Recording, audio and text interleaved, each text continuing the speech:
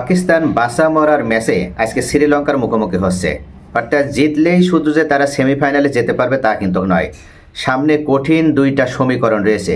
যদি এই সমীকরণ মেলাতে পারে তবেই তারা কেবল সেমিফাইনালে যেতে পারবে। কিন্তু পাকিস্তানের জন্য অত্যন্ত সুখবর হচ্ছে চলছে রমজান মাস, এবং পাকিস্তান ক্রিকেট বোর্ডের প্রধান মহসিন নাকভি মনে করেন এই রমজান মাসের উসিলায় পাকিস্তান শ্রীলঙ্কাকে পরাজিত করতে পারবে। কিন্তু বাস্তবতা কি এত সহজ? পাকিস্তান ভাগ্যের উপরে নির্ভরশীল হয়েছিল এবং খাদের কিনারা থেকে তাদের আবার উঠে আসার সুযোগ করে দিয়েছে ইংল্যান্ড। নিউজিল্যান্ডের সাথে শ্বাসরুদ্ধকর ম্যাচে শেষ পর্যন্ত নিউজিল্যান্ড পরাজিত হয়েছে এবং ইংল্যান্ড জয়ী হয়েছে। তবুও নেট রান রেট এখনও পাকিস্তানের থেকে অনেক এগিয়ে রয়েছে নিউজিল্যান্ড। এদিক থেকে যদি পাকিস্তান শ্রীলঙ্কাকে আজকে পরাজিত করে তাহলে পাকিস্তানের পয়েন্ট হবে 3, নিউজিল্যান্ডেরও পয়েন্ট হবে 3, কিন্তু নেট রান রেটে এগিয়ে থেকে নিউজিল্যান্ডই চলে যাবে সেমিফাইনালে। তাহলে পাকিস্তানের সামনে কি? পাকিস্তানের সামনে যে সেমিফাইনালে যাওয়ার যে সুযোগ রয়েছে সেখানে তাদের অবশ্যই সমীকরণও মেলাতে হবে। যদি আগে ব্যাট করে পাকিস্তান তাহলে সেক্ষেত্রে কমপক্ষে 64 রানের ব্যবধানে শ্রীলঙ্কাকে পরাজিত করতে হবে। কিন্তু পরে যদি ব্যাট করে পাকিস্তান তাহলে অন্তত 13.1 এই ওভারের ভিতরে তাদের কাঙ্ক্ষিত টার্গেটস হতে হবে। যদি এই সমীকরণ মিলিয়ে পাকিস্তান শ্রীলঙ্কাকে হারাতে পারে তবেই কেবল তারা সেমিফাইনালের টিকিট পাবে। কিন্তু এত সহজ নয়। শ্রীলঙ্কা কি এতটা দুর্বল দল যে তারা পাকিস্তানের সামনে একেবারে দুমড়ে মুচড়ে ভেঙে পড়বে? কিন্তু পাকিস্তান খুব ভালোভাবে জানে যে খাদের কিনারা থেকে কিভাবে উঠে আসতে হয়, এবং যে কারণে তারা টিমে পরিবর্তন নিয়ে এসেছে। একাদশে পরিবর্তন নিয়ে এসে নতুন করে এমন কিছু অস্ত্র এবার একাদশে যোগ করেছে যেটার মাধ্যমে তারা খুব দ্রুততার সাথে শ্রীলঙ্কার বিরুদ্ধে এই বিজয় ছিনিয়ে নিতে চায়। আজকে যে একাদশটা সাজিয়েছে পাকিস্তান, এই একাদশটা অন্তত আশানুরূপ একটা একাদশ সাজিয়েছে। নাসিম শাহ দলের বাইরে ছিল, যদিও দলে ছিল কিন্তু একাদশের বাইরে ছিল, তাকে অবশেষে এবার একাদশে অন্তর্ভুক্ত করা হচ্ছে। শাহিন শাহ আফ্রিদিকে বাদ দেওয়া হয়েছে, আবরার আহমেদকে নিয়ে আসা হচ্ছে, এবং উসমান তারিক তো আছেই। তো সব মিলিয়ে একটা ব্যালেন্স টিম গঠন করছে এবার পাকিস্তান। এই একাদশের সামনে শ্রীলঙ্কা একটা কঠিন পরীক্ষা দিবে। যদিও শ্রীলঙ্কা এই মুহূর্তে একেবারে ভঙ্গুর অবস্থায় রয়েছে, তারা আহত বাঘে পরিণত হয়েছে। এখনই সুযোগ শ্রীলঙ্কাকে আক্রমণ করে কাঙ্ক্ষিত জয়টা পাকিস্তানে ছিনিয়ে নেওয়া। আমরা যদি পাকিস্তানের একাদশটা দেখি তাহলে ওপেনিংয়ে এবার পাকিস্তান নামাতে যাচ্ছে তাদের সেরা ব্যাটসম্যান বাবর আজম এবং সাইম আয়ুবকে। এই জায়গাটায় হয়তো তারা একটা পরিবর্তন আনতে চেয়েছে। যদিও সাহিবজাদা ফারহান তিনি ছন্দে রয়েছে, ভালো রানে রয়েছে, কিন্তু তার জায়গায় এবার বাবর আজমকে ওপেনিংয়ে পাঠানো হতে পারে এবং সাইম আয়ুবকে ওপেনিংয়ে পাঠানো হবে। প্রথমে টার্গেট থাকবে বাবর আজম দেখে শুনে ম্যাচটাকে ধীর স্থিরভাবে সামনের দিকে এগিয়ে নিয়ে যাবে, আর সাইম আয়ুব তিনি বিধ্বংসী ব্যাটসম্যান হিসেবে আক্রমণ ভাগটাকে রক্ষা করবে। অর্থাৎ তার আক্রমণের উপরে ভিত্তি করে কাঙ্ক্ষিত যে রান রেট সেটাকে তিনি এগিয়ে নেবে। এরপরে আসবে ওয়ান ডাউনে সাহিবজাদা ফারহান। ইতিমধ্যে তিনি এই টুর্নামেন্টের সবথেকে বেশি রান সংগ্রাহক। সাহিবজাদা ফারহান অবশ্যই দলের মধ্যমণি এবং তার উপরে নির্ভর করবে দলের অনেক কিছু।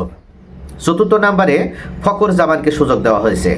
ফকর জামান একজন বিধ্বংসী ব্যাটসম্যান। সে চাইলেই খুব সহজে যে কোনো দলের যে কোনো বিশ্ববিখ্যাত বলারের উপরে বা তাণ্ডব চালানোর মতন ক্ষমতা তার রয়েছে, এবং ফকর জামানের এই বিধ্বংসী এবং আক্রমণাত্মক ব্যাটিংয়ের উপরের নির্ভরশীল থেকে তার উপরে আস্থা রেখেছে দল, এবং তাকে চতুর্থ নম্বরে ব্যাটিংয়ে আসার সুযোগ দেওয়া হচ্ছে।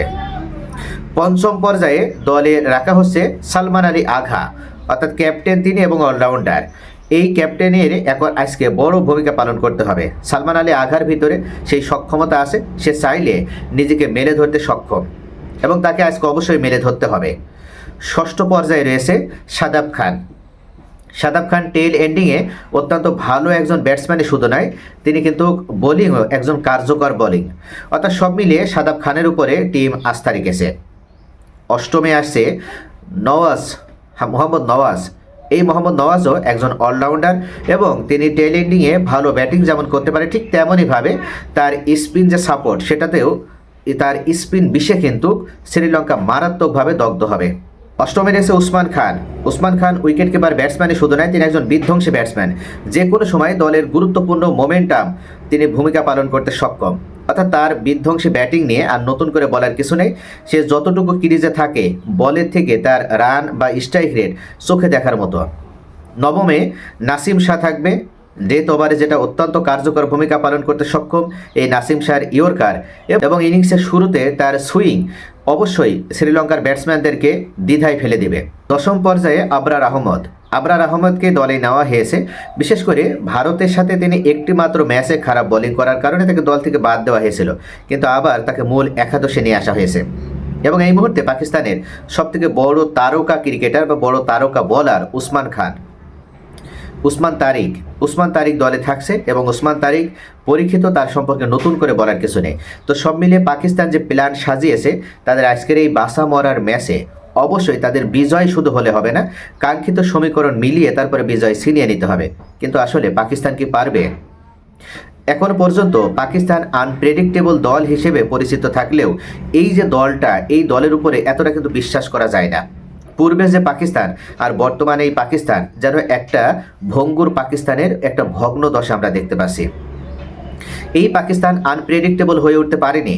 তারা গত কয়েক বছর ধরে যে ক্রিকেট খেলছে, একেবারে দুর্বল ক্রিকেট খেলছে, পুয়ার ক্রিকেট খেলছে। তাদের ভিতরে না আছে কোনো স্ট্রংনেস, না আছে ক্রিকেটের কোনো সৌন্দর্য। তারা মাঝে মাঝে কোনো একজন ক্রিকেটার ভালো ক্রিকেট খেলে, কিন্তু দেখা যায় যে ধারাবাহিক হতে পারে না। বিশ্বকাপের পূর্বে আমরা দেখেছি অস্ট্রেলিয়ার সাথে 3 ম্যাচে টি-20 সিরিজে ঘরের মাঠে অস্ট্রেলিয়াকে হোয়াইট ওয়াশ করেছে এবং দীর্ঘ 8 বছর পর এই অস্ট্রেলিয়ার সাথে তারা এমন একটা ম্যাচে জয়লাভ করতে সক্ষম হয়েছে। সেই দল এবার বিশ্বকাপে এসে যেন খেই হারিয়ে ফেলেছে, তারা ছন্দ হারিয়ে ফেলেছে। তারা কোনোভাবেই তারা সেই ছন্দ খুঁজে পায়নি। একের পর এক তাদের পরাজয়, ভারতের সাথে পরাজয়, বাজেভাবে পরাজিত হতে হয়েছে এবং আবার তারা ইংল্যান্ডের সাথে একটা নিশ্চিত জেতা ম্যাচেও হেরে গেল। ইংল্যান্ডের সাথে ম্যাচটি জিততে পারলেই তারা কিন্তু আজকে সেমিফাইনালে যাওয়ার দৌড়ে সবার উপরে থাকতো। কিন্তু এদিক থেকে পাকিস্তান আনপ্রেডিক্টেবল বলা হলো, মূলত এই দলের উপরে ততটা বিশ্বাস করা যায় না। তারপরও কথায় আছে যে খাদের কিনারা থেকে অনেকবার অনেক দল তারা উঠে আসতে পেরেছে। এখন দেখার বিষয় পাকিস্তান সেই জায়গায় নতুন কোনো রেকর্ড গড়ে তুলতে পারে কিনা। আজকে অন্যতম একটা ম্যাচ রয়েছে সন্ধ্যায়, সেখানে ভারত এবং ওয়েস্ট ইন্ডিজ মুখোমুখি হবে। সেই ম্যাচেও যে দল জিতবে সেই দল সেমিফাইনালে যাবে। কিন্তু পাকিস্তান আর শ্রীলঙ্কার এই ম্যাচটি হয়ে উঠেছে সমীকরণ মেলানোর ম্যাচ। যদি পাকিস্তান শেষ পর্যন্ত সেমিফাইনালে যায় তাহলে এটা হবে চরম একটা অবিশ্বাস্য ঘটনা, যেটা ক্রিকেটে খুব কম ঘটেছে। শ্রীলঙ্কা কি কমে ছেড়ে দেবে পাকিস্তানকে? শ্রীলঙ্কা এই মুহূর্তে আহত বাঘ হলেও তাদের কিন্তু সেই ক্যাপাবিলিটি রয়েছে, সেই ক্যাপাসিটি রয়েছে, তারাও পাকিস্তানের বিরুদ্ধে বিজয় ছিনিয়ে নিতে পারে। যদি পাকিস্তানের বিরুদ্ধে শ্রীলঙ্কা বিজয় ছিনিয়ে নিতে পারে তাহলে সুপার 8-এ 8 নম্বর দল হিসেবে তাদেরকে বিদায় নিতে হবে, যেটা পাকিস্তানের জন্য অত্যন্ত লজ্জার একটি বিষয়। তবে সব কিছুর এখন মাঠের পরিসংখ্যানে আমাদের দেখতে হবে যে পাকিস্তান তারা যে একাদশে পরিবর্তন এনেছে, তারা যে বিধ্বংসী বলারকে দলে ইনক্লুড করেছে, ব্যাটসম্যানকে দলে ইনক্লুড করেছে, তারা কতটা সার্ভিস দিতে সক্ষম হয় এবং খেলার ধরনে পরিবর্তন আনতে সক্ষম হয়। তো প্রিয় দর্শক, আমার প্রেডিকশন অনুযায়ী পাকিস্তান সেমিফাইনাল যেতে পারবে না বলে আমার কাছে মনে হয়। আপনাদের কি মনে হয়? আপনাদের মূল্যবান মতামত কমেন্টে জানান। সকলে ভালো থাকুন।